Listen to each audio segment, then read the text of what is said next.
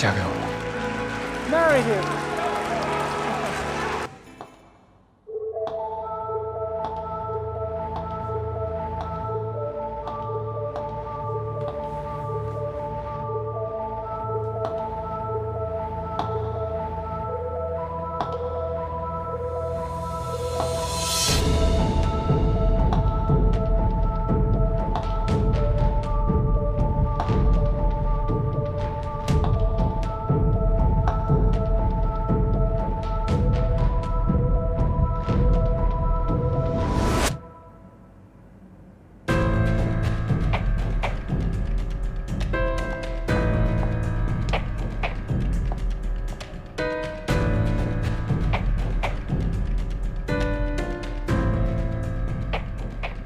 下面有请镶嵌组展示核心产品慧心系列，而展示的模特正是我们镶嵌组优秀的首席设计师高慧。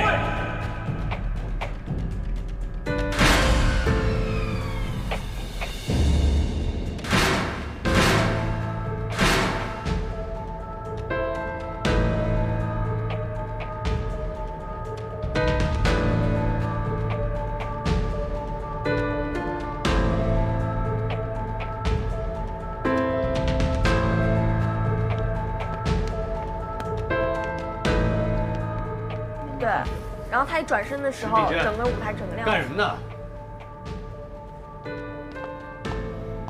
你冲我嚷嚷什么？你怎么不去问问高慧她干了什么？她买通了模特经纪人，让高洁的主秀模特拿到珠宝就玩消失。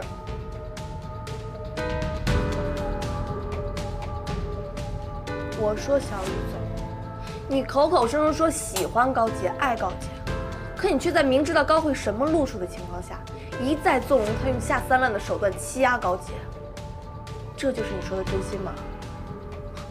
难怪高洁会对你犹豫。比起在乎她，你更在乎你小雨总的名号吧？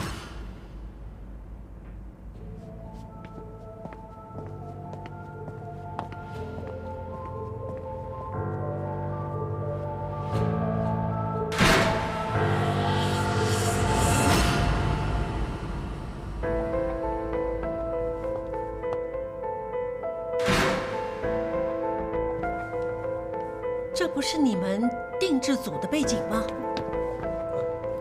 我也不知道啊，本来通知上场的时间的一再个延迟，全乱套了。表姨，请你帮我一个忙。什么忙？高慧让我压轴出场，我猜她一定会超时故意拖延，她根本不会给定制组留足够的展示时间。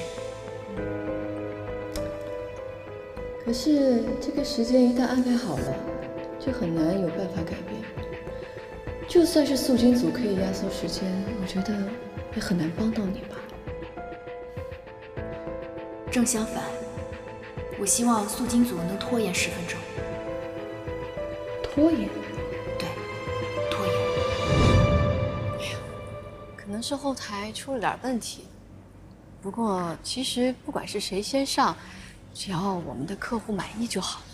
不管是高洁还是高慧，他们的都是为我们瑞华争荣誉啊，是不是啊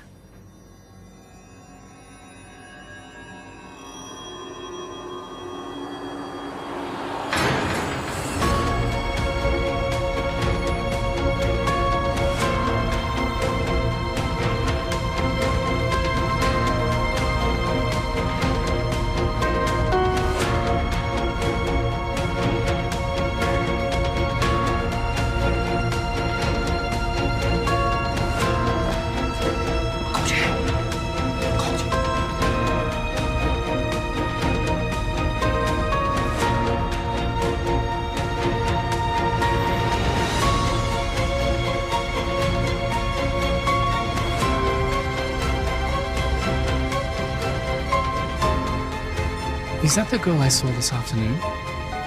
This is an important pastime. The main place is Gao Hui's show. And the pieces that she's wearing, will they be in the heart series?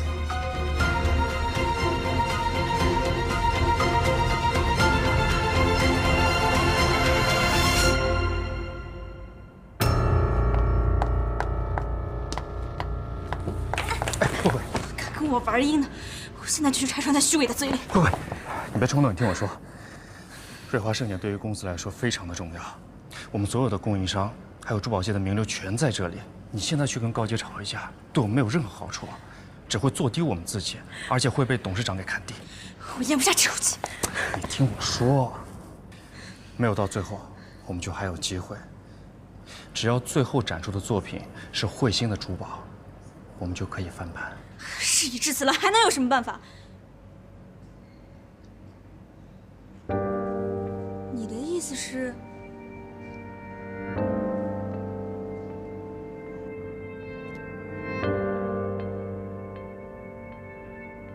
你怎么搞的？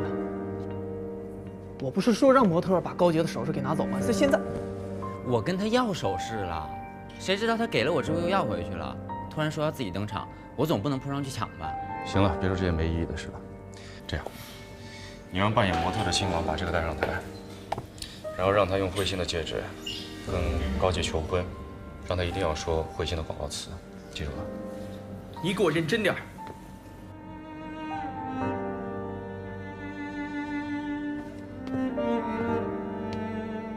你都听到了，能不能击败苏金组就看今晚了。这么关键的时刻，你应该不会向着他们吧？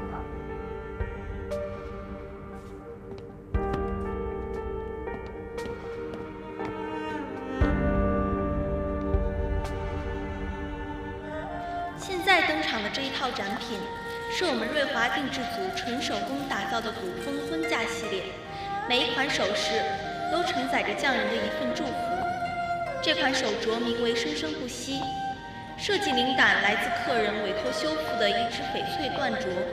设计师取原来手镯的一部分，用传统花丝镶嵌工艺重置了另半边手镯，并镶嵌玛瑙、珊瑚等材料，使其产生别样的冲撞美。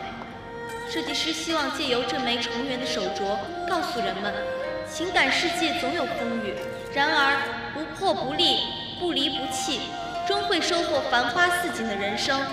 设计师佩戴这款尘世之爱项链，选用红宝石为主石，并用红色珐琅使其不凡。另外，别具匠心地选用了瓷片镶嵌出片片羽翼，灵动又不失东方风雅。每一颗平凡的心都值得被守护，而每一个相信爱的人，终会遇到那个穿越风雨，愿陪他走到最后的人。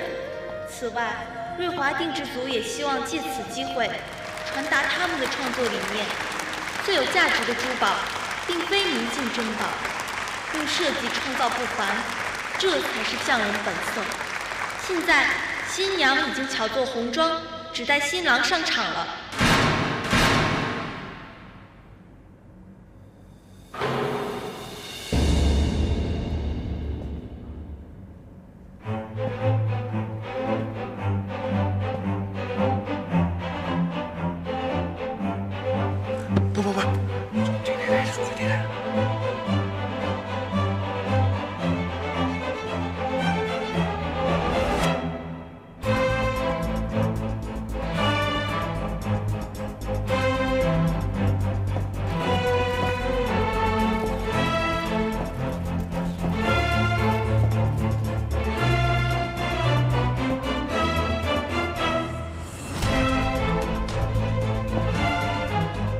鱼池怎么来了？你放心，玉芝心里有数，他一会儿展示的肯定是你设计的戒指。我就知道他有办法，他从来没让我失望过。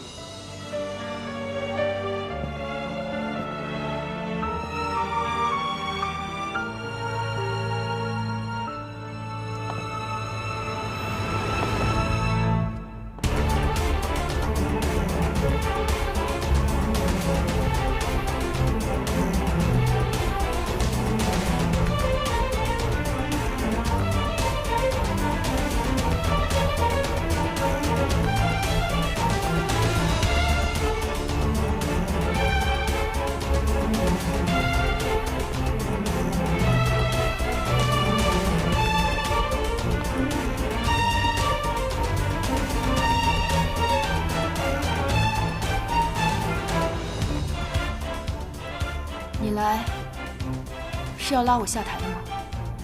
之前你问我，你和高慧之间，我会选择谁？你想听到什么样的答案？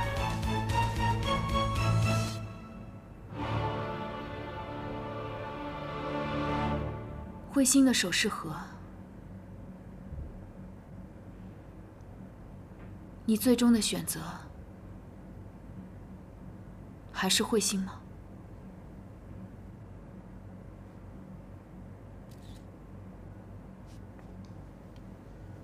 设计作品的珍贵之处，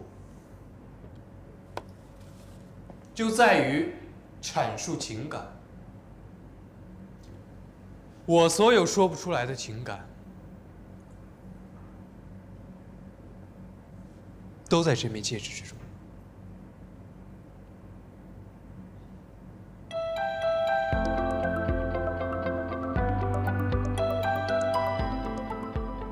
高洁，我从这枚戒指之中看到了你的初心，请让我用一生去照顾它。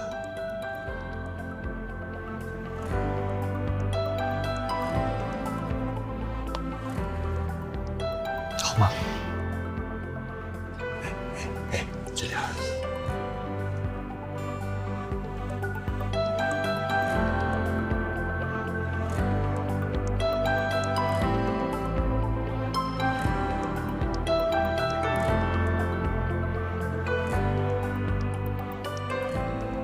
高洁，这一次我是认真的，也不是为了宣传造势，或是写好的剧本。可以说，这次纯属是冲动，但这就是我的心意。因为在第一次见到你的时候，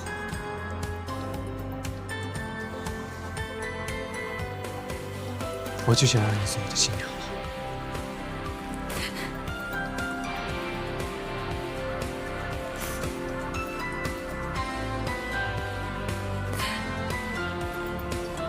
我还以为你上台是为了要展示高慧的设计，没想到竟然是……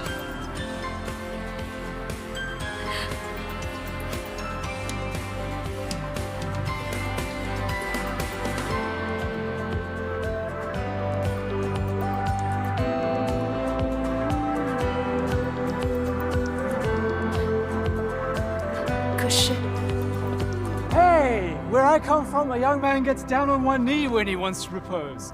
Show your devotion. Thanks for the heads up.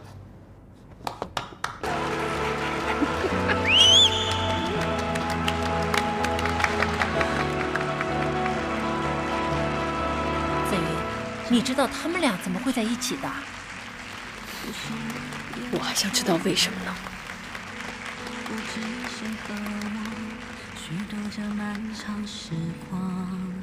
玉芝，我的犹豫和爱情无关，我是在担心你。一旦接过这枚戒指，就意味着你和我的人生从此捆绑在一起，悲欢与共，祸福相依。未来的日子不可能这么平坦，这些你都愿意跟我一起承受吗？这枚戒指里面包含了我们所有的爱，也铭刻了我们的真情是多么的珍贵。就像我们在东南亚的雨林里经历了生死，在那种情况下，我对你不离不弃，你对我无条件的信任，还有什么事情能把我们的心分开吗？所以，能嫁给我吗？漫长时光里，爱离我几公里，我一路找寻，只怕错过了你。只要手握紧，任凭山川流离，时间最知道我从未想放弃。 Casanova, you may kiss the bride. 遇见你啊，带给我所有的偶然瞬间，是命运中早就已注定的灌溉。遇见你啊，我终于相信，人生里漫长孤单旅途的目的，只为了遇见你。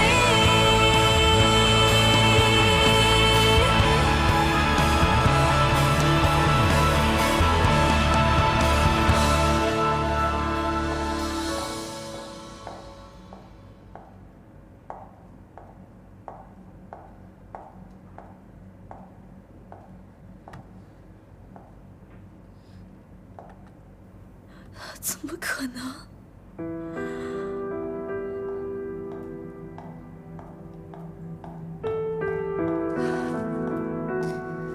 慧慧，这简直是太荒唐了，怎么搞成这个样子？这个高洁真是不简单，我太小看她了。到底是怎么回事啊？高洁，没想到他居然心机那么深，他一定是看出了我喜欢于之才会去勾引他的，于之怎么可能被他骗了？慧慧，于之哪有你说的那么无辜？他是在利用你，难道你没看出来吗？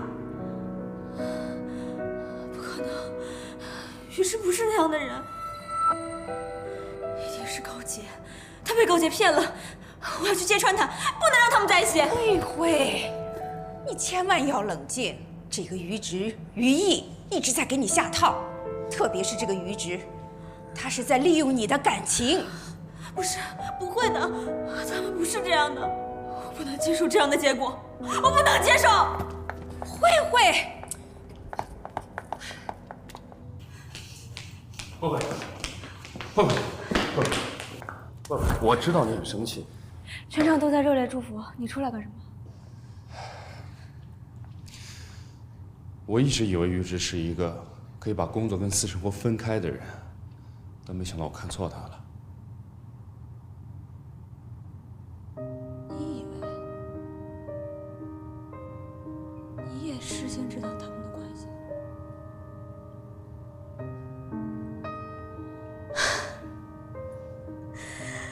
好啊，全世界都知道他们俩的关系，只有我被蒙在鼓里是吗？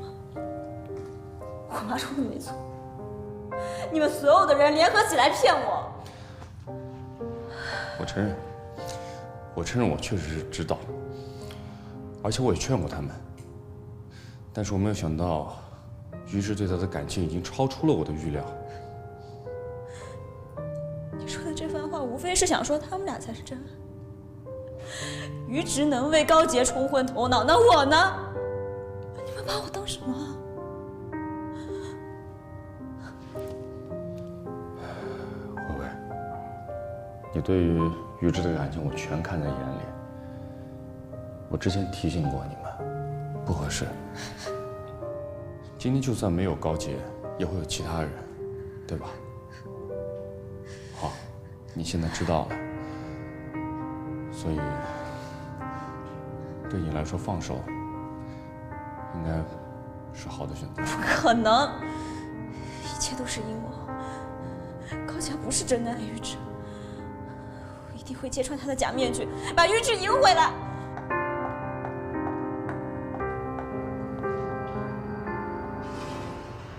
你就真这么爱于直？I never expected to see such a romantic spectacle so far away from home. I couldn't help but get swept up in the moment. Please forgive my passion. I got my girls. Thanks for your present. It seems like our young bride is a little bit nervous, but don't worry, my dear. In my country, when a man does not treat his woman right, he's likely to get punched. If our young friend here crosses the line, I know where to find him. I almost asked you to be our witness. Mr. Antonio, thank you for your blessing. Miss Gao, your designs are unique, enchanting, and an authentic Chinese style. I'll be sure to sing your praises when I get home to everybody. I look forward to working with you again. Awesome. Thank you so much. 哎，安东尼奥要跟瑞华合作了啊！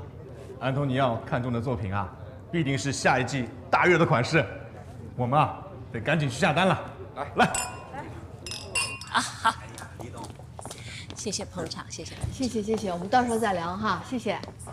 哎，董事长，谢谢捧场，恭喜恭喜啊！谢谢，恭喜！谢谢，订单的事情我们再聊哈。谢谢捧场，谢谢。林董事长，哎呦了不起呀！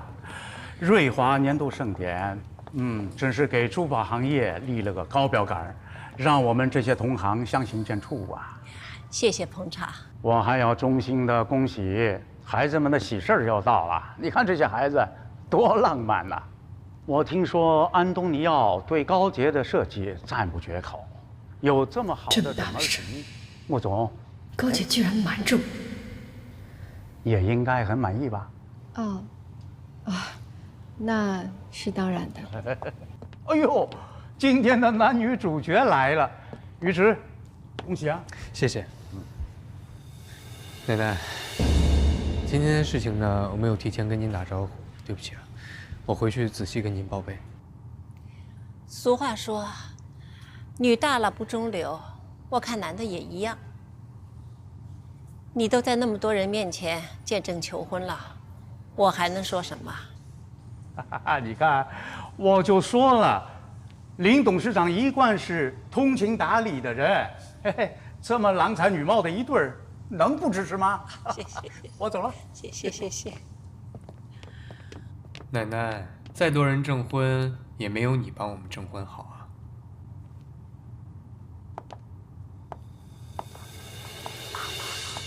高洁，你跟于之谈恋爱，你们家里人知道吗？他们会不会答应？你考虑过吗？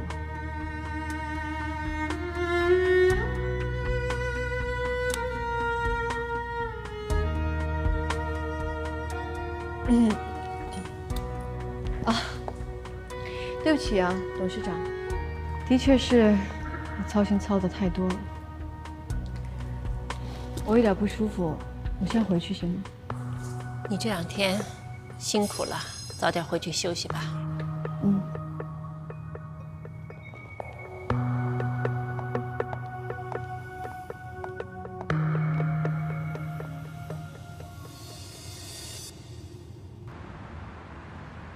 怎么了？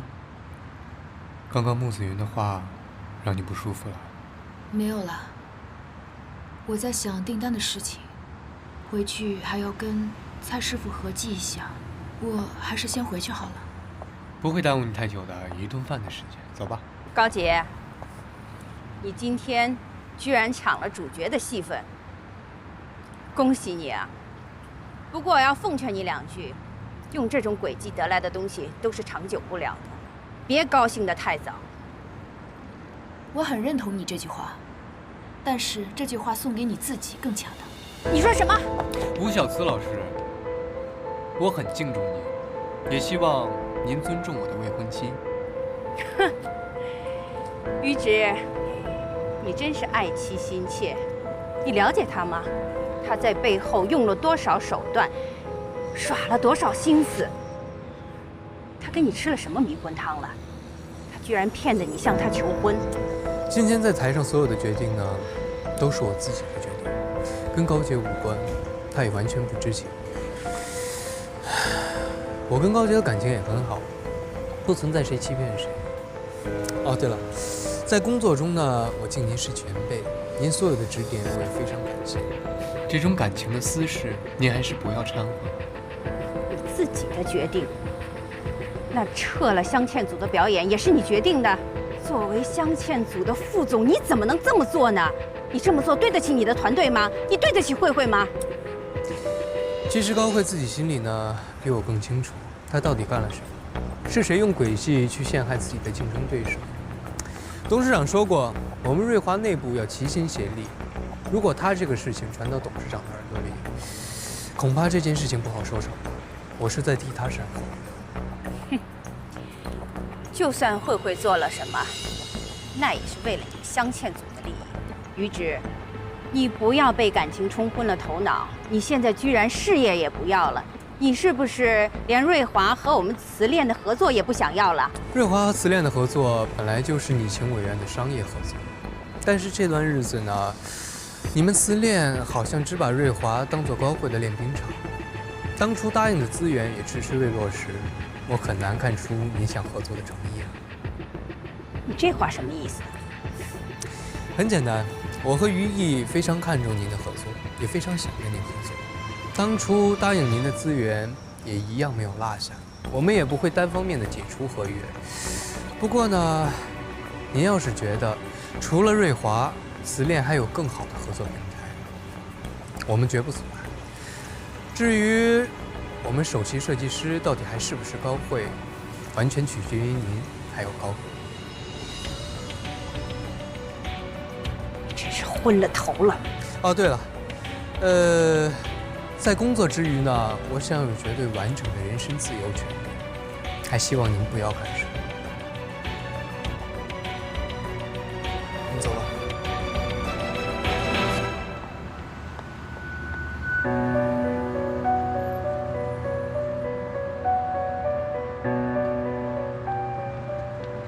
你怎么带我来这么远的地方啊？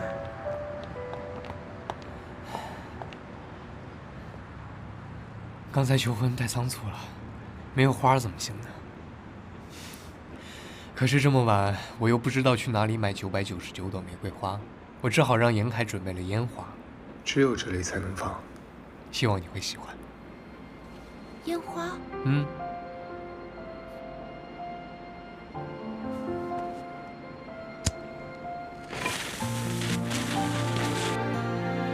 3、2、1。最美的安排，不需要等待，向着我走来。这是我见过最绚烂、最美丽的花。在你出现之前，我的生活平淡无奇。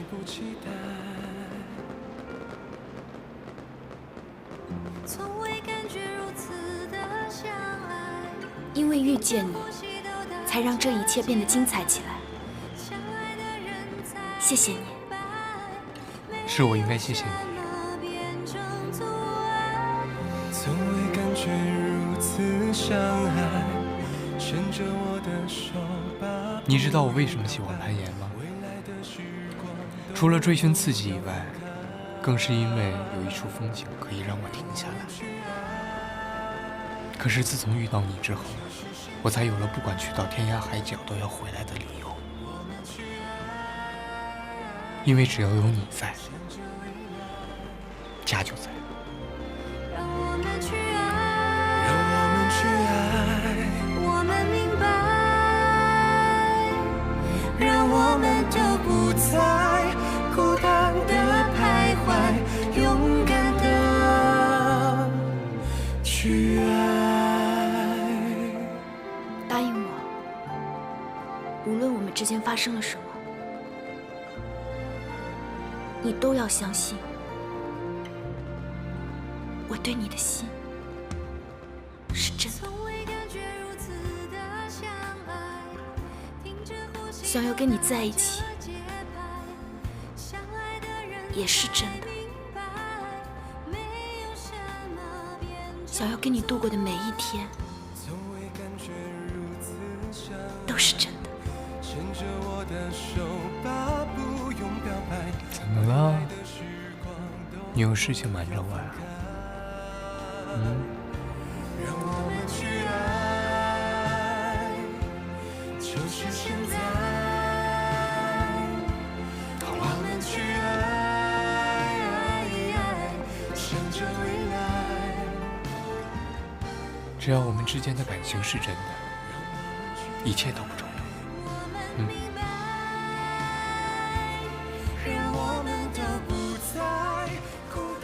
于芷，从这一刻开始，我会放下所有，真心以待。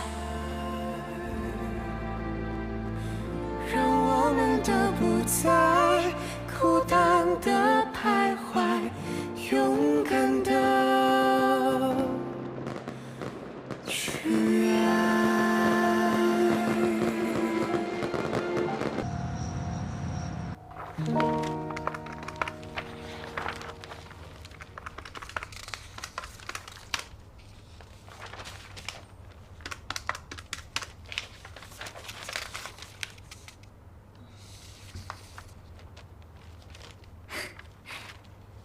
蔡师傅啊，没想到这批订单经过核对，数额竟然还超出了我们的预期呢。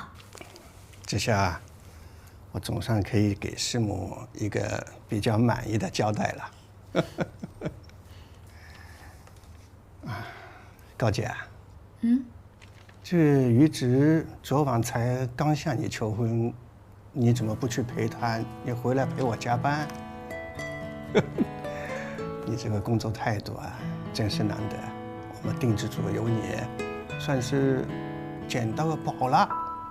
哪有？跟你们学习的这些日子，我才是受益匪浅呢。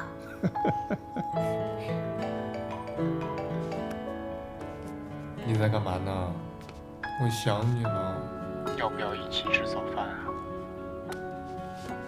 别闹了，我还在酒店核对订单，快结束了。不过你别过来耽误我工作。我才没那么傻呢，会耽误你的时间。我巴不得你早点工作结束，我搬回来呀。那就不好说了，可能忙着忙着就天黑了，然后再看情况，在外面凑合一晚上就算了。我作为房东正式通知你啊，高小姐，你要是再不搬回来住的话，你的那间房我就租给其他房客了。到时候你只能委屈跟我一间房了。好啦，今天晚上回家。好了，晚上见。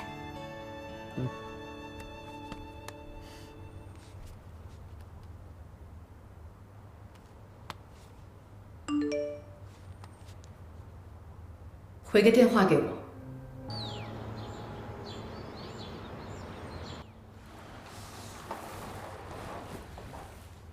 表姨，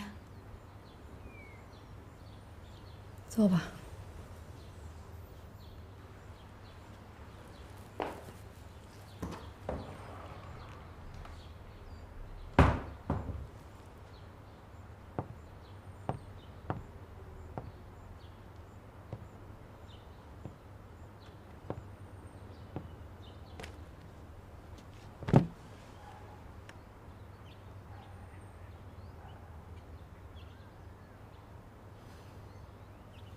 你给我说清楚，你跟于芷到底怎么回事？对不起，表姨，我不该瞒着你。这么说，是真的了？你跟于芷早就开始了，分手，马上分手，结婚的事情提都不要提。表姨，于芷对我是真心的，真心的。我告诉你，真心的话我听得多了。你能保证真心永远不变质吗？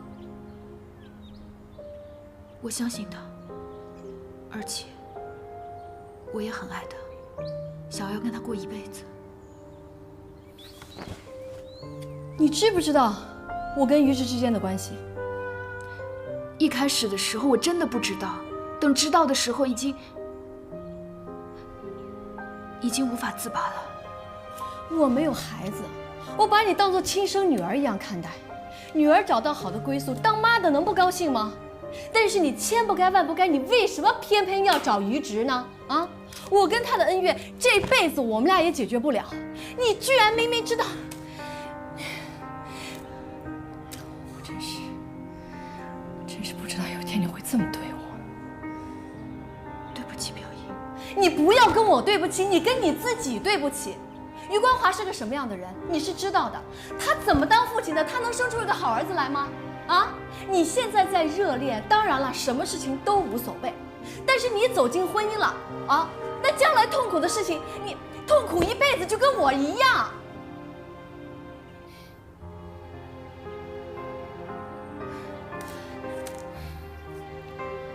你相信我，如果你外公地下有知，他也不会答应你和于之结婚的，啊！你听我的一句劝，现在反悔还来得及。对不起，表姨，于直为我已经做得够多了，这份感情值得我去坚持。即便有一天会有伤痛，我也不会后悔，因为他值得。我是你的亲表姨，难道我说的话会害你吗？啊！等到了以后真的痛苦来的时候，我跟你说，你不要来找我。表姨，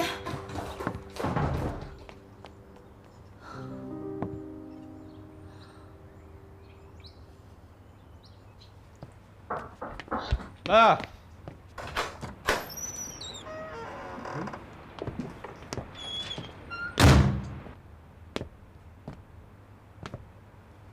怎么了？脸色这么不好？啊，高慧昨天晚上难为你了？没有。还说没有，都挂脸上了。哎呀，高慧那人就这样，好像全世界人都得宠了他一样。于直，我说你这人有没有良心啊？有了高慧，我们才有牵制穆子云的资本。他对你怎么样，你心里很清楚。他是一个什么样的人，最不该评价的就是你。你这是在替高慧打抱不平？你知道高慧对你心有所属，昨天当着这么多人的面，你跟高洁求婚，你这是在打高慧的脸。同时，你又得罪了吴小慈，这对母女我们花了这么长时间去努力，全都白费了。以后相见组的作品谁来设计？那你说没有感情是根本不能在一起的呀。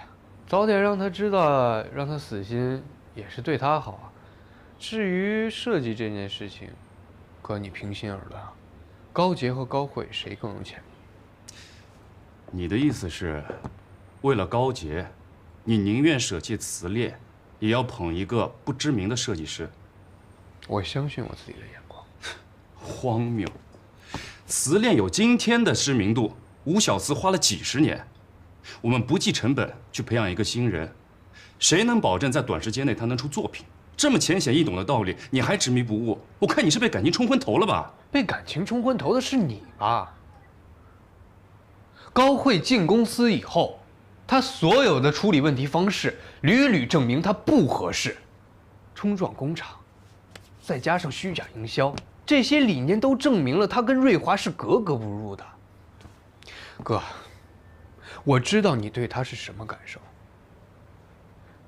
或许你应该跟他好好谈一谈，你们两个之间或许能 OK。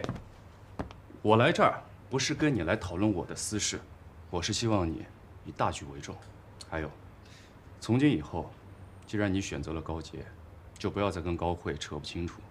还有，关于跟瓷炼的合作，绝对不可能因为今天而终止。我一直对高慧的态度很明显，如果你觉得还不够彻底的话，那我最后再找他谈一次。你我都是公私分明的人，我不希望因为他，我们两个产生隔阂。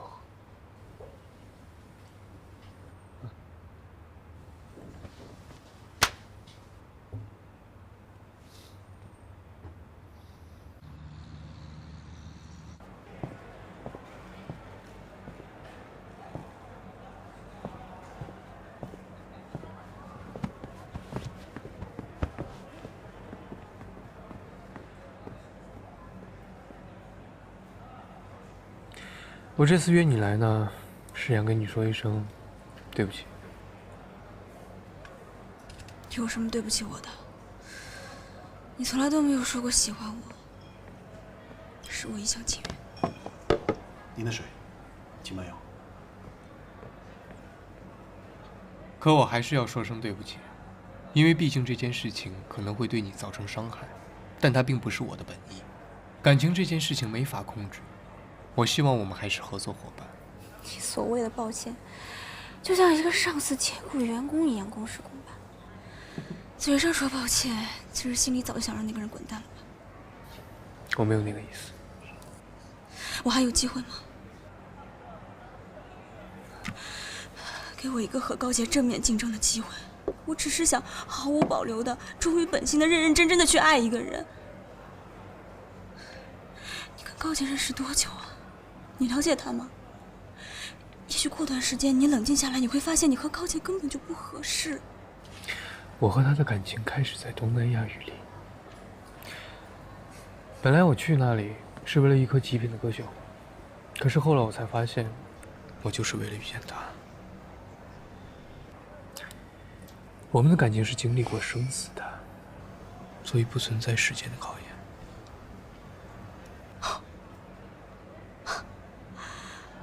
听起来简直像个爱情童话。当初是你们兄弟二人跑到我这来，信誓旦旦的和我说要共创彗星的未来，还拿着那颗歌血红。现在看来，从头到尾都是在耍我吗？我一直很希望瑞华跟慈恋能够紧密合作，因为这样才是双赢。但是你的母亲有她自己的想法，她一直把慈恋跟瑞华撇得干干净净。就这件事情而言，孰对孰错很难界定。但是我对彗星的承诺从来没有变过，我会用尽我的全力去打造彗星。有我才有彗星，现在你是打算为了高洁放弃彗星吗？你和高洁的设计风格完全不同，不存在于谁代替谁。你们都是很好的设计师，也会为中国珠宝行业的发展带来很大的贡献。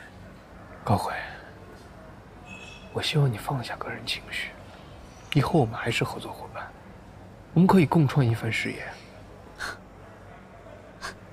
好宏伟的愿景啊！一顶合作伙伴的帽子扣上来，我算是彻底出局了吗？高洁真是有两下子哈，一个晚上在设计上和我平起平坐，还让我的心上人变成了我姐夫。姐夫？什么意思？你不知道吗？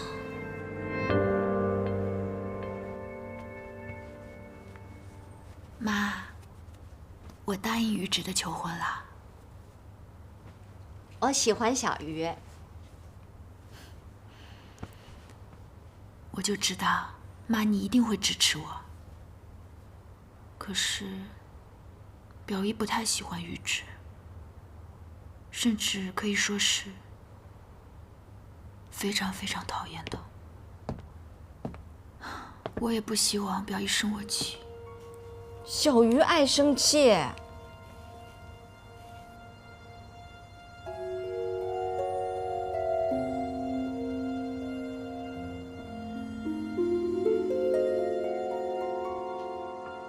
你真的要跟于直在一起？听爸爸一句话，不要用自己的婚姻大事来报复你妹妹，你会后悔的。这是吴小慈和高慧跟你说的吗？还是你自己心里认定我和于直在一起，就是故意捣乱要抢走高慧的男朋友？我不是这个意思。那你放心，我喜欢于直，跟高慧一点关系都没有。你们还没有重要到我要牺牲自己一辈子的幸福去报复。爸爸是替你着急。好了，既然已经说清楚了，那你可以走了。小钱，不管你多喜欢于直，我不同意你们在一起。你凭什么反对？就因为高慧喜欢于直吗？你误会了。我不知道你跟于直在一起多久了，但自从我回国，他就一直在跟慧慧交往，也就是说，他是个脚踏两只船的花花公子。这种男人你怎么能嫁呢？够了！不是每个男人都像你这样。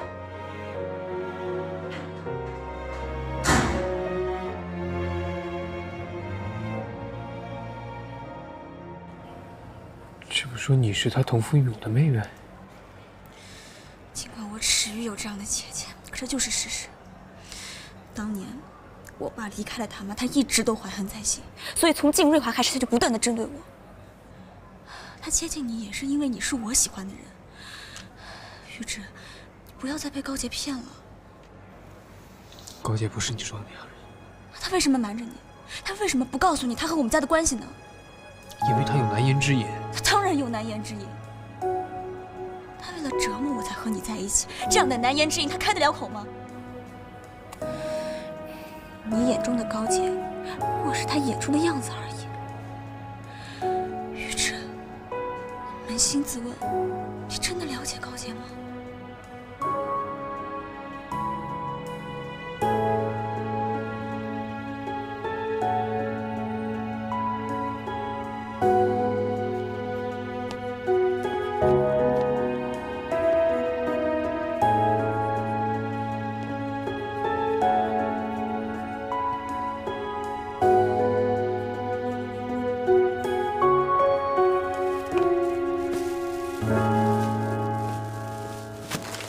阿姨，小鱼，哎，你看，真好看。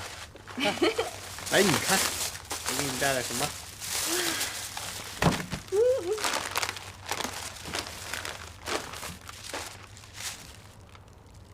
棉花糖。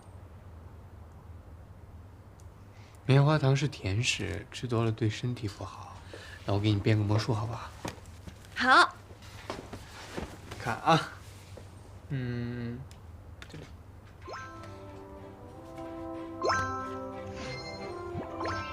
看，这些是不是都是棉花糖？对吧？这是3个棉花糖。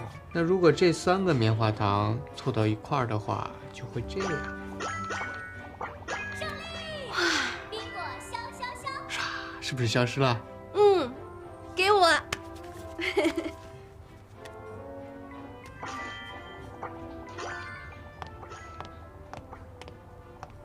来啦！棉花糖。又吃。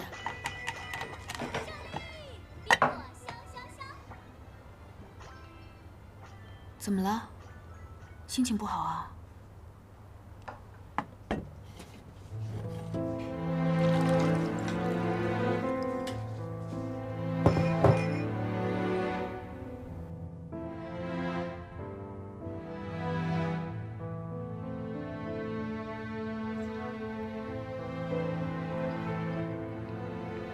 我见过高慧了，他跟我说了你们的事情，还有你们的关系。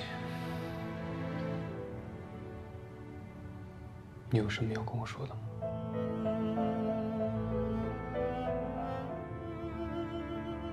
我和高慧是同父异母的姐妹，当年吴小四的介入，让我妈遭受了家庭和事业的双重打击。才变成现在这个样子。我进入瑞华，确实是有跟高慧较劲的意思。我想用实力打败她，还有我妈妈失去设计能力做不到的事情，我都要一一替她完成。那你为什么不早跟我说？从我知道我跟高慧的关系开始，你们已经是合作伙伴了，我怎么可以开口跟你说这些？告诉你，你就会跟高慧和子恋断绝来往吗？后来时间久了，我更不知道怎么解释这一切了。我怕你会误会。你现在告诉我就不会误会了吗？你说你进公司是为了跟他较劲，那你跟我在一起是不是为了较劲？于直啊，我不管高慧跟你说了些什么，我是不会拿自己的婚姻当儿戏的。我答应你的求婚，是因为我想跟你一辈子在一起。你说的是真的？你相信也好，不信也罢，该说的我都已经说了。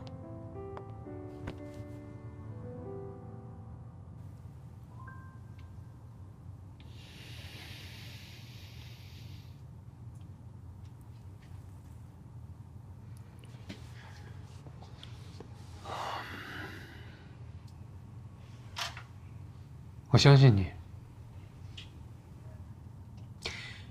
因为你不会那么傻，把自己一辈子的幸福搭进去。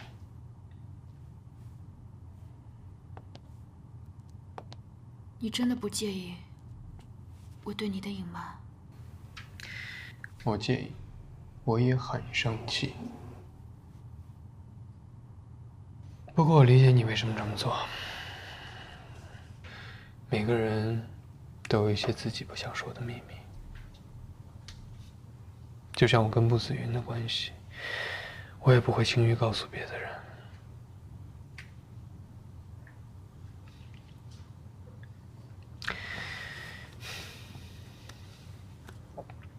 你隐瞒我，我不怪你，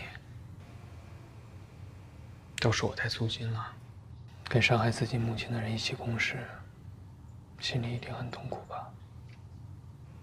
都怪我没有早点发现。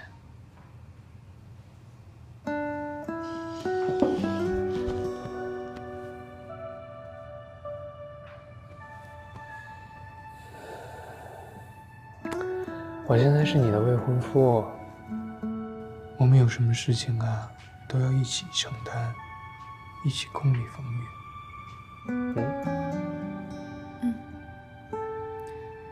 我答应过你了，我会放下一切，全心全意的跟你在一起。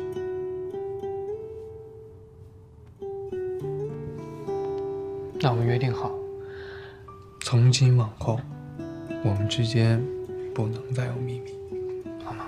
我赢了，我赢了！你们都不理人，我要去找小云了。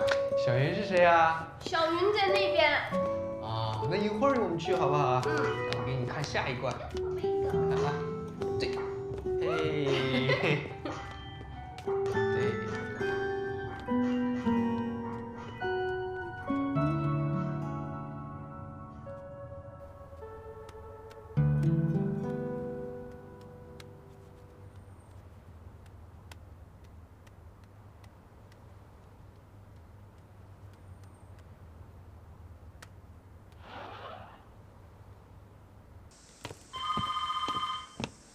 我们先来尝尝。哎，啊，我姓郑。啊。好，我派人过去。哎，好的，好，回家啊，挂了啊。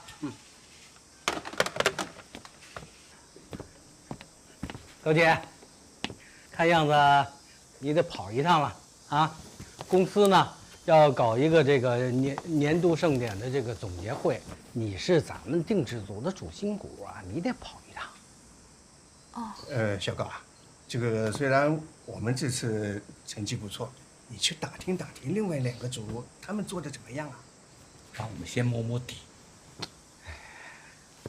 结果不重要啊，主要是小高带着咱们打了一个胜仗，是吧？但是结果如果最后咱们被裁撤了，那也没什么遗憾的。放心吧，我们都已经尽了全力，董事长也看到我们的潜力了，定制组一定可以留下来的。但愿如此。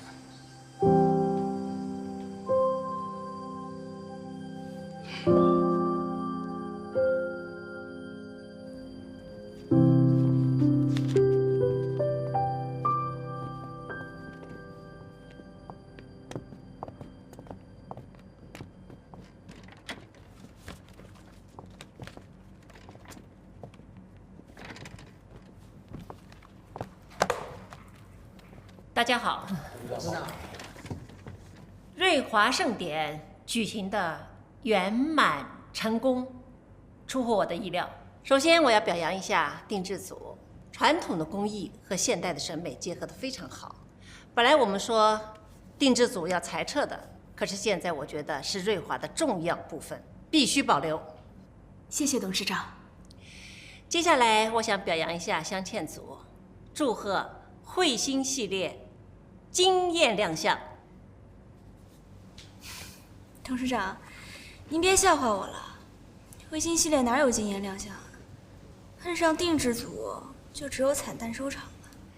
彗星系列开创了我们镶嵌产品线的崭新局面。你们这一步跨得非常漂亮，而且销售额也是非常可观的。销售额？会展上就那些订单，有什么我不知道的吗？于之搞定了国外代理商大单，确定了好几家百货商场的入驻，并且谈定了比较丰厚的利润分成，所以等于变相的增加了销售额。于之的销售开拓思维非常新颖，把我们瑞华的产品卖到海外去，一直是我这些年的一个心愿。所以我们在这方面可以好好的思考和开拓一下。接下来呢，我要谈一下素金组。素金组一直是以稳扎稳打，今年的销售额呢也比去年稳步上升。可是今年镶嵌组非常亮眼，所以你们就比预期的要差了一点。穆总啊，你要多跟年轻人交流，不能落后时代的步伐哦。当然。订单呢都接到了，大家安排一下生产，看一下交货期，不要延误。我们瑞华一直是以信誉取胜的，所以不要自己砸了自己的牌子。好了，今天的会议就到这儿，大家散会吧。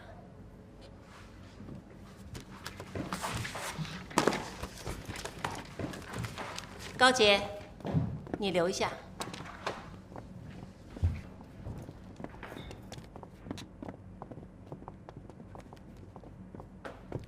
爸，哥，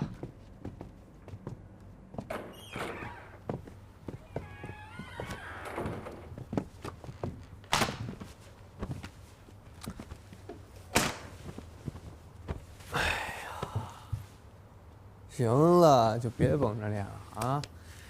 你在会上都替我说话了，就证明你还是认可我的努力的。我是镶嵌组的总经理，我有维护部门利益的责任。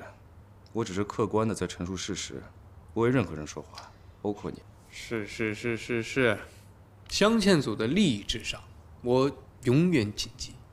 正确的说呢，是我哥所有说的话，我都会完全尊重，也会立即执行。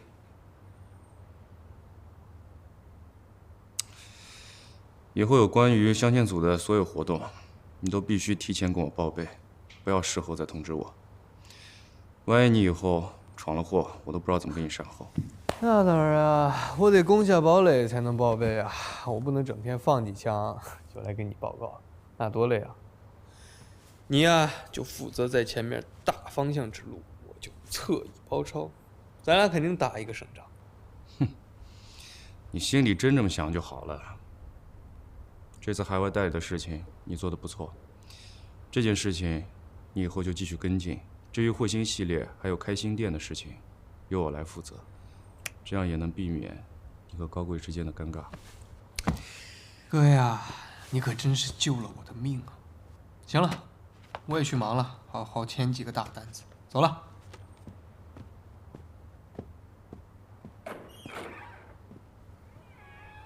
玉芝，为了一个高洁，你就可以背弃我们兄弟和高慧的约定。那如果有机会控制瑞华，击倒穆子云，是不是连我你都可以牺牲？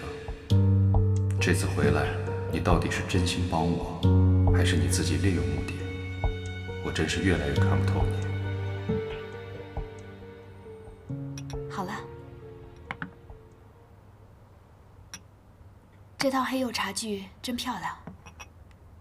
有些年头了，你的眼光真不错。可能是受了外公的熏陶吧，从小就很喜欢手工艺术品。年轻人的气质，家庭教养最能体现出来了。你的家人一定都是通情达理的，他们怎么看待你和于植的婚事？不会觉得于植性情不安定，给不了你安全感吧？第一次见到于植的时候，确实给了我一种吊儿郎当的印象。但是相处之后，才发现真实的他是个负责任、很重感情的人。这些我都会和家人说，让他们放心。这样就好。你能看到于直的长处，说明你对于直是有感情的。你是一个很好的姑娘，你到了定制组啊，那些老师傅们都被你激得斗志昂扬的。你们的作品我看了，很好，我很重视。不过在定制组的发展上，我可能要跟你说一声抱歉哦。董事长，你不是答应保留定制组吗？传统手工艺不是靠几个人的努力就能解决的问题。定制组一直没有业绩，它没有生产和销售的配套，它必须要挂靠在另一个部门来解决这些问题。挂靠到其他部门，比如说镶嵌组，或者是塑金组。你们定制组是挂靠在镶嵌组还是在塑金组，对你们来讲是个艰难的选择。跟谁合作，怎么挂靠，你心里要有杆秤哦。董事长，可以让我考虑一下再回复您吗？当然可以，你回去跟师傅们商量一下，再告诉我。嗯。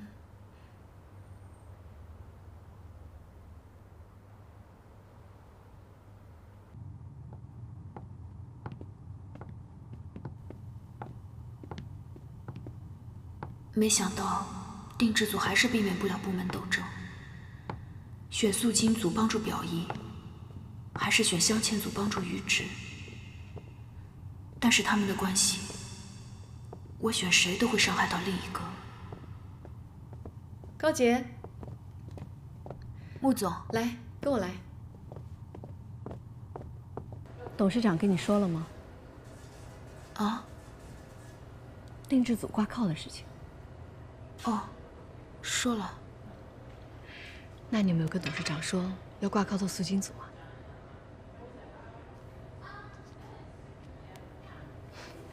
放心，不管董事长现在是什么态度，他一定会答应的。我们两个要赶紧商量一下，万一镶嵌组那边有什么行动，我们应该怎么对策？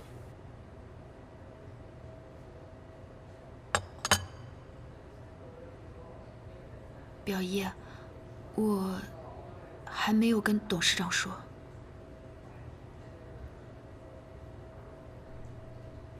我还在想。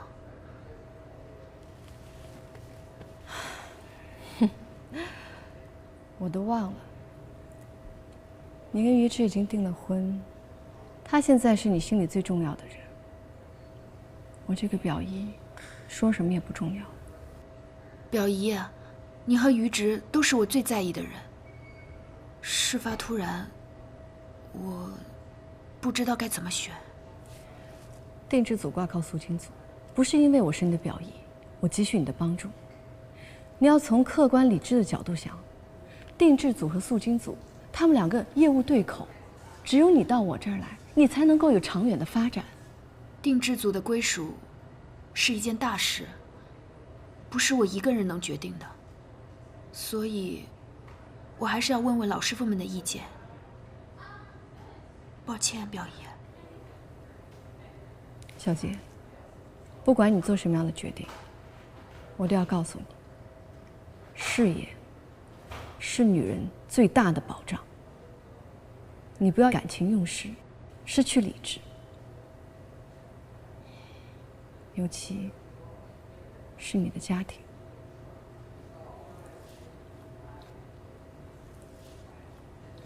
董事长那边也未必能够答应。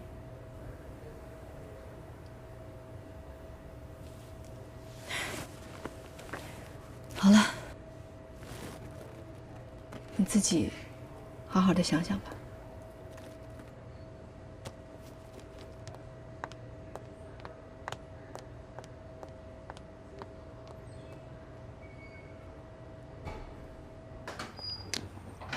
我回来啦。回来啦。嗯。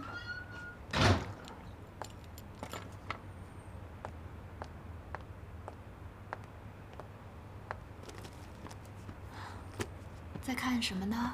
随便看一看。哎，对了，嗯，等你们定制组挂靠到我们镶嵌组之后，你的工位就放在我外面，我一抬头就可以看见你，好不好？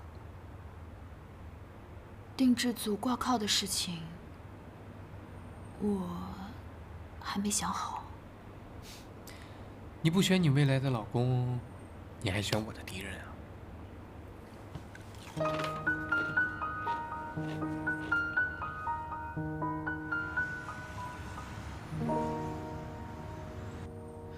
我哥今天去工厂了，我带他出去。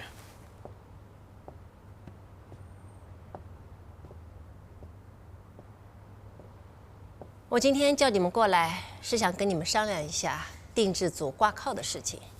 我想听听你们的意见，听听定制组的意见。董事长，定制组和塑金组靠得更近一些。对于定制组，我想我可以提供更多的资源。定制组之前要被裁撤，并不是因为资源匮乏。如果把定制组跟塑金组合并的话，看似在齐头并进、资源共享，实则是在影响定制组的创新性和独立性。而且之前我们两个团队就彼此合作过，所以对对方都非常了解，合作起来也没有什么太大难度，磨合期较短，有利于我们的发展。我在这里可以替我哥先表一个态，如果定制组挂靠到我们镶嵌组，我们会用全部的资源去支持他。当然了，如果考虑到私人的感情，那如果高洁愿意选择镶嵌组，我也只能忍痛割爱了。高洁，你的意见呢？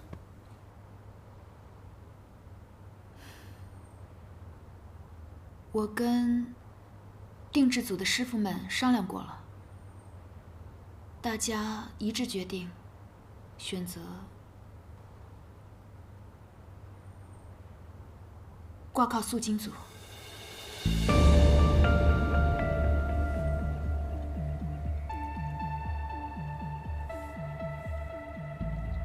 好，你选择的理由是？因为呀，咱们定制组的这个产品呢，是中国古风，跟这个塑金组他们的产品呢有些同源性。所以从实际的情况出发，我尊重师傅们的决定。果然呀，大家都是做大事情的人。定制组有技艺精湛的老师傅，又有才华出众的新晋设计师，现在来到我们塑金组，算是为我们如虎添翼，也为我们塑金组增加了一个强将。我们欢迎芝芝。好，我们尊重定制组的选择。行了，你们都回去吧，回去讨论一下两个部门怎么整合的协议。哎，于直，你等一下，我有话跟你说。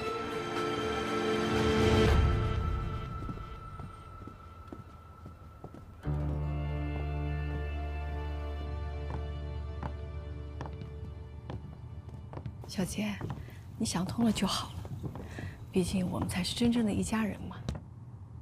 其实，我只是站在工作的立场上，选择了和定制组业务更加契合的部门，并不是为了私人感情。好，好，好，反正啊，你心里有杆秤，你自己会衡量。不过，表姨想再跟你唠叨一句，你跟于志的事情还是要早点了断。于家的人，可不是你想象那么简单啊！我是不希望你陷得太深了，只是愿你啊早点迷途知返，知道吗？表姨，感情和工作是两回事。知道了，好了好了。哎，我呀，还有个客户要去见，那个挂靠的流程我已经做好了，一会儿让人发给你啊。怎么啦？失望啦？怎么会？公事就是公事，这是大家商量出来的结果，我肯定尊重。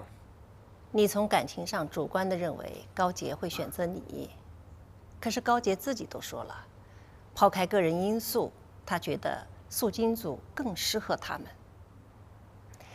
你客观地分析一下定制组的情况，你就会觉得这个答案非常明显。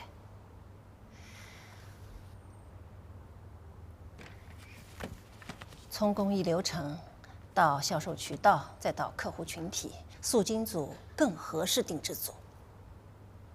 你认识郑师傅他们需要什么，你应该非常明白。要不说我们家高洁优秀嘛，大公无私，谁都想要。高洁的选择让我非常惊喜，你也很聪明，眼光不错。什么时候让我正式的见一下我的孙媳妇儿？是以家长的身份，不是以董事长的身份。好，我尽快安排。董事长，我那边还有个会，我先走了。走吧。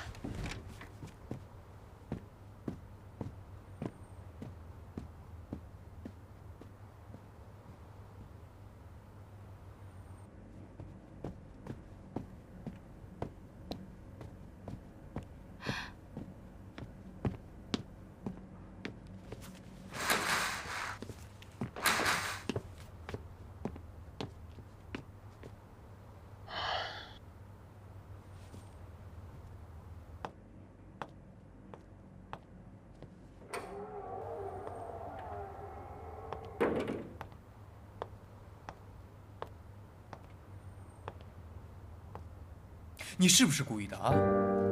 你不知道我跟穆子云的关系吗？我知道。你知道为什么要跟他合作？不是因为想跟他合作。这事儿你干得真漂亮，连奶奶都夸你做事沉稳滴水不漏，真是干大事。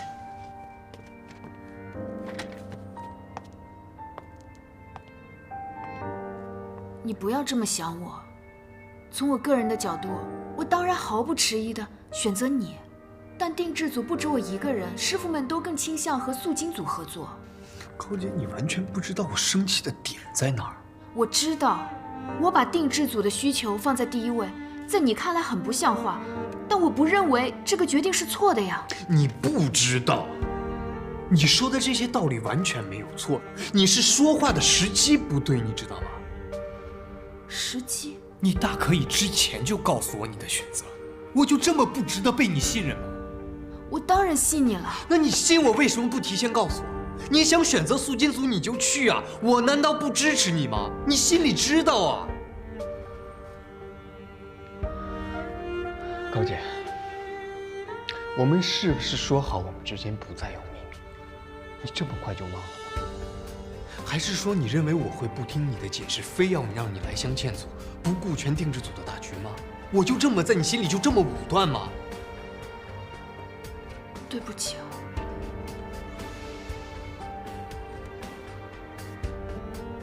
选塑金组已经让你这么生气，如果你知道穆子云是我表姨，你会怎么看我？我到底该怎么办？这个秘密还能瞒下去吗？增加生产线不是一句话的事儿。增加生产线之后，你的订单有没有持续力？没有订单了，生产线闲置下来，你又该怎么办？这些都得想清楚。我还是希望能看到一份可行性的报告。先放一放吧，啊？奶奶，你让我们通过年度盛典来拿订单，可如今汇鑫的订单太多了，工厂的效率有限，如果导致工期延后的话，对我们的信誉非常不利。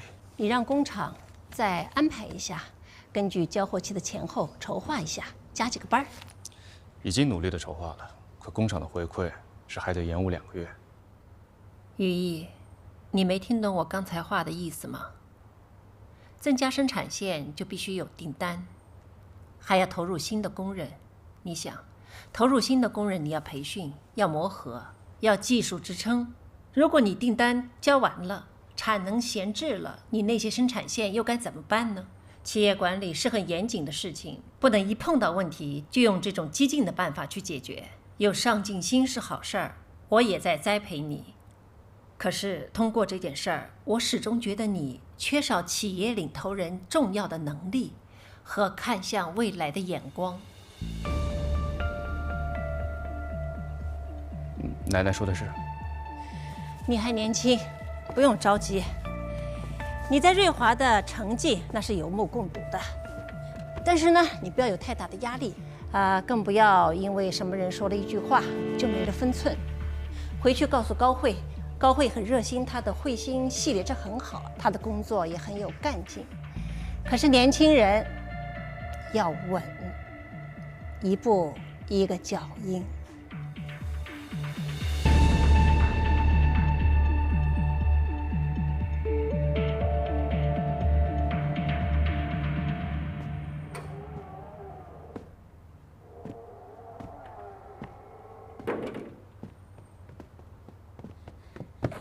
你去找董事长了，怎么样啊？董事长没通过。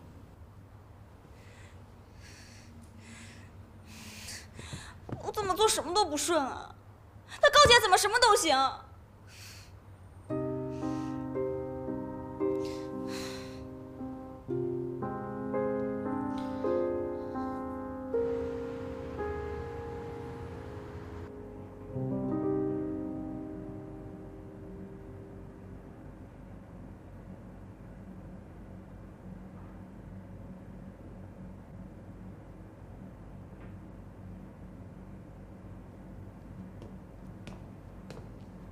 喂，一个人在这干嘛？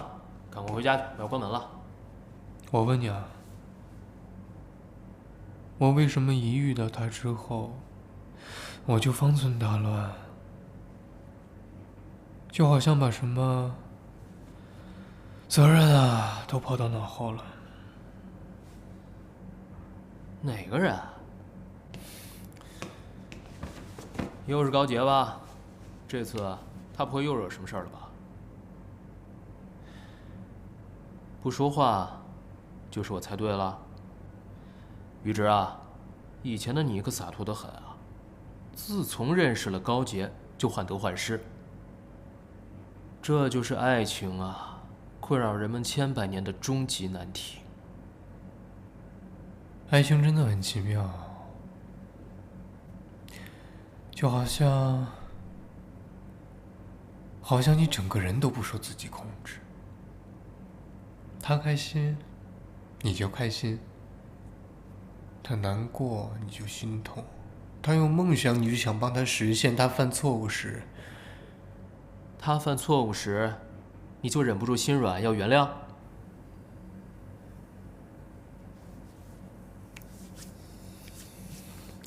事情发生的时候，我真的很生气，我都快要气炸了。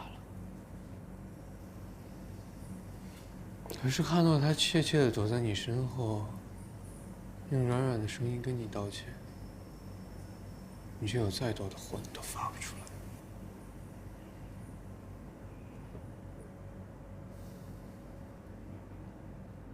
我明白，从工作上来讲，他选择穆子云的素金组是对他的工作有帮助，可是他又不是不知道我跟穆子云的关系。他就那样当着大家的面，连商量的余地都不给，直接就说出了结果。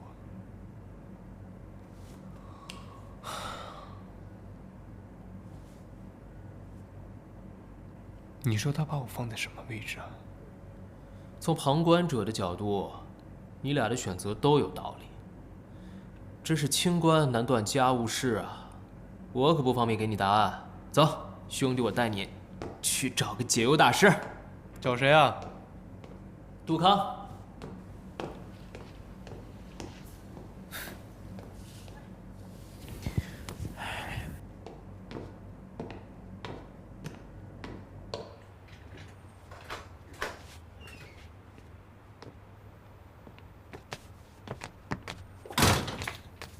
你没事吧？怎么喝那么多酒呢？啊？不用碰，我自己来。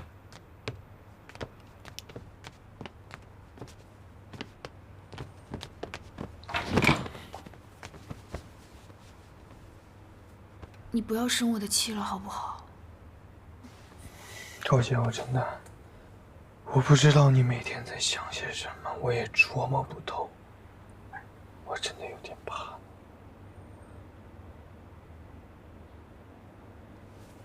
我给你看样东西啊。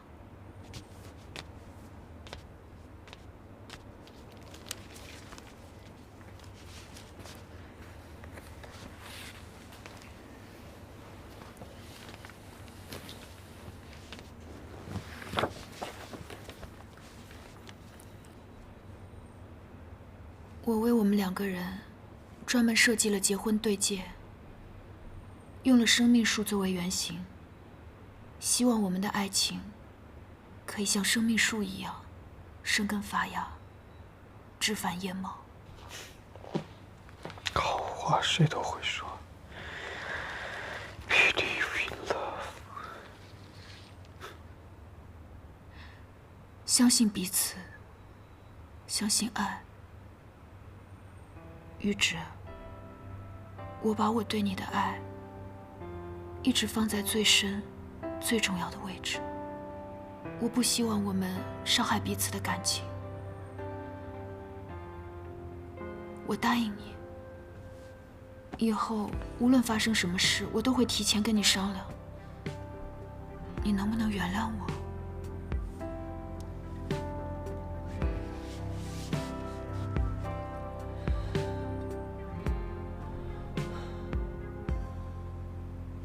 你总会说些花言巧语来安慰我，你知道这样我就会主动缴械投降。可是这样，高洁，我还是要问你，如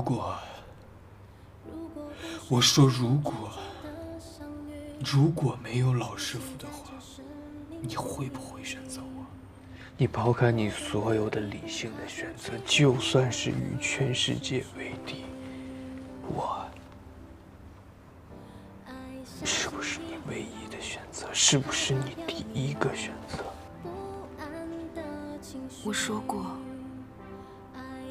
我的人生有太多的背负，有太多的情不得已。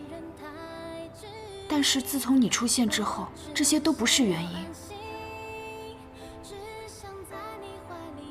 你从来都不是我要做的选择，而是我的唯一。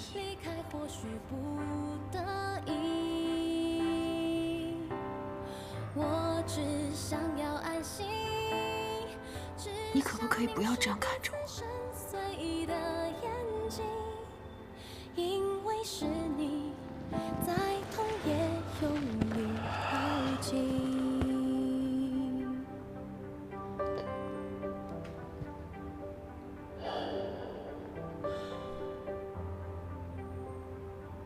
虽然这些话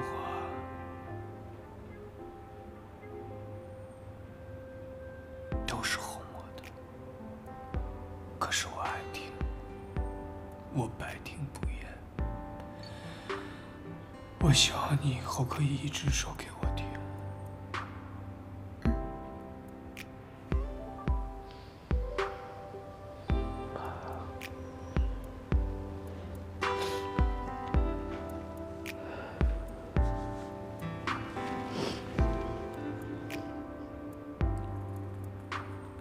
婚戒这种事情，不都是男人来选吗？可我的未婚妻都已经设计好了，你让我的脸往哪儿搁呀？就给我一次机会嘛！我想亲自设计我们2个人的结婚戒指，全世界仅此一对。是属于我们的定情信物，好让我把你拴起来。我巴不得你把我拴起来，真的，你永远不要离开我，好吗？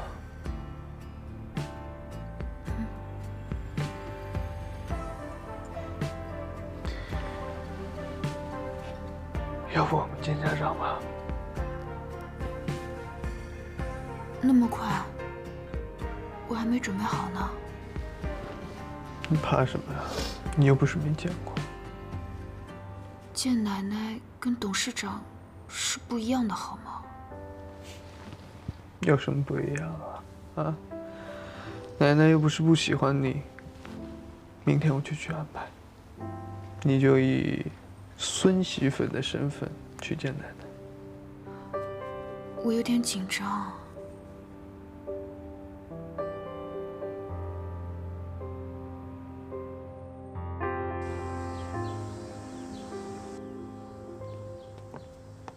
这样穿好吗？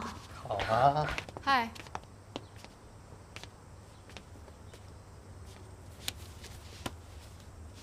穆总，你好。这么着急啊？都要见家长了。年轻人做事还真是冲动啊。高姐，你真的想清楚了吗？怎么，穆总对我的婚事不满意吗？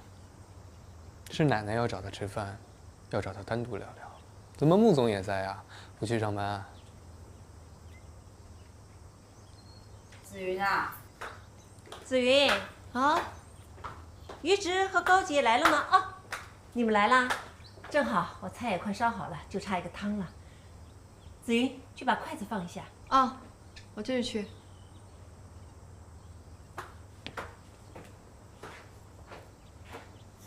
走吧。来，高洁，吃菜啊，吃点青菜。谢谢。高洁，你家里的事儿，于直跟我简单的说了一下。你一个女孩子在外面打工不容易，跟于直结婚以后，我就把你当亲孙女儿看了。他要有什么地方欺负你，你告诉我，奶奶给你做主。奶奶，最近年度盛典也忙完了，这段时间，我想把我们两个终身大事定一定。我想给高洁一个盛大的订婚典礼。订婚？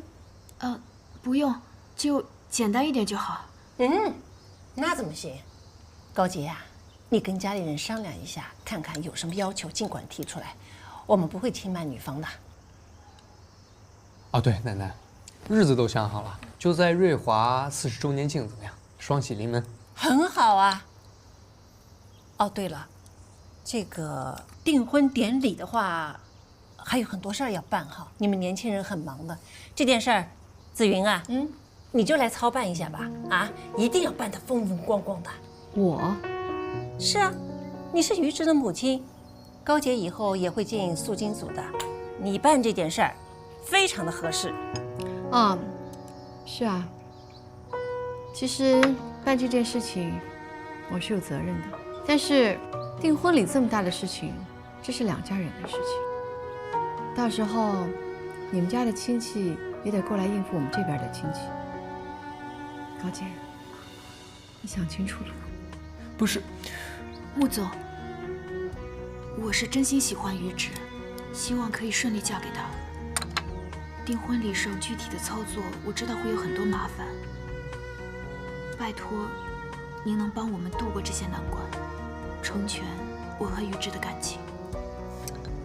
你们现在这些年轻人，